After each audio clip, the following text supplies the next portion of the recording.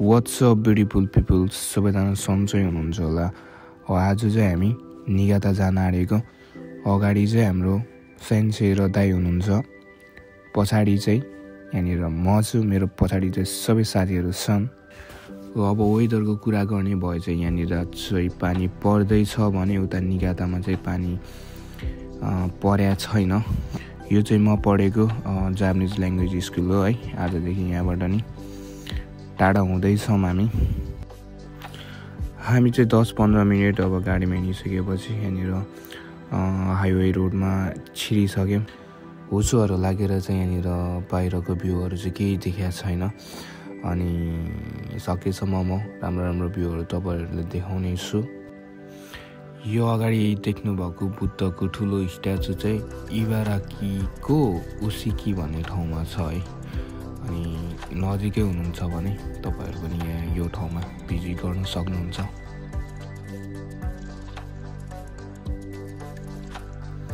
बाहिरको भ्यू चाहिँ अति नै बवाल देखिरहेछ क्या।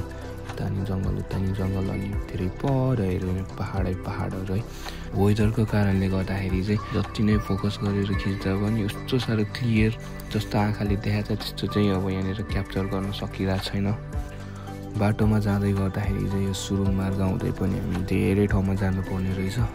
यो सुरुङ चाहिँ लगभग 3.5 किलोमिटरको हो। यो सुरुङभित्र चाहिँ इमर्जेन्सी कल गर्ने ठाउँ र अनि गाडीहरू केही भइहाल्यो भने चाहिँ यहाँनिर पार्किङ गर्ने सानो ठाउँहरू रहेछ। अहिले हामी चाहिँ इवाकी भन्ने ठाउँमा आइपुगिसक्यौँ।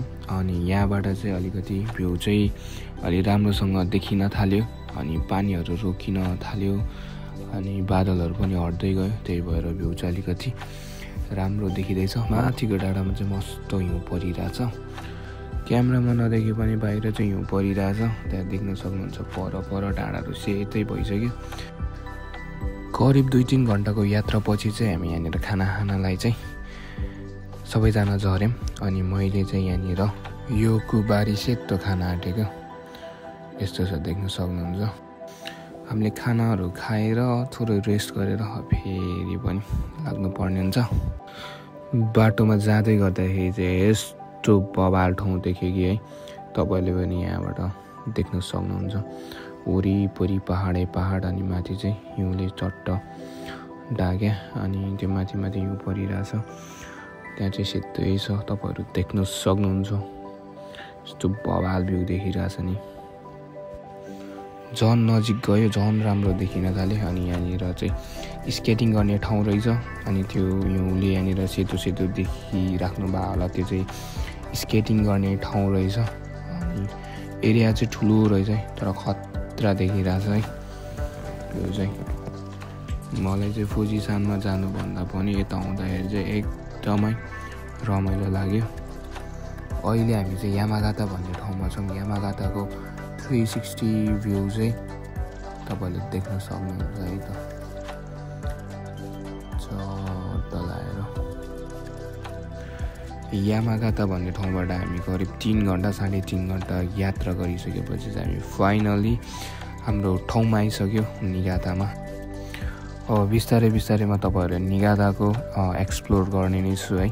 अनि थोरै फोटेजहरू भिडियोहरू म यो भिडियोमा हाल्नेछु। अनि नेक्स्ट भिडियोमा चाहिँ निगाता सिटीको एक्सप्लोर अब कसले कस्तो सोचिराख्नु भएको छ, निगाता यस्तो निगाता त्यस्तो भनेर। कसैले राम्रो पनि भनिरहेछ भने कसैले नराम्रो पनि भनिरहेछ। त्यसको लागि भिडियो चाहिँ म नेक्स्ट भिडियोमा लिएर आउनेछु। अनि आजको लागि चाहिँ बाई बाई।